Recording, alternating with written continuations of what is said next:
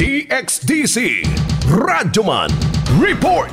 Dili mamahimong babag ang edad ni kanhi Presidente Rodrigo Duterte kung mubalik man kini sa pagkamayor sa Davao. Kini matod kang First District Councilor ug liga ng mga Barangay President Edgar Ibuyan Sr. Sigon sa konsehala, daghan pang mahitabo sa unahan ug layo pa ang musunod nga national and local elections. Suportado niini kung unsa man ang desisyon sa kanhi presidente kay sulod sa 34 katuig niya sa politika, nakita niya ang mga Duterte nga maayo ang pagdumala sa syudad.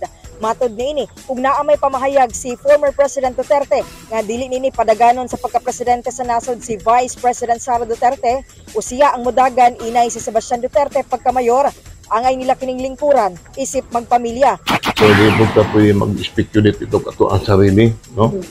Dako tayo, layo pa kain na siya ang anong balasihonon. So, whatever plan sa mga Duterte dito ko. Ikaw di Presidente, dili pa hindrance. Tingnan mo yung babag kung mubalik man siya. Wala, may babag anak. Basta at nag-working man ang imong ulo, imong brain, yung isip para sa kalambuan, wala, may problema na siya. Pero sibuyan kung gitawag ka man sa kapalaran sa usa ka posisyon, para gayud na sa imo ug walay bisan kinsa mang makapugong niini.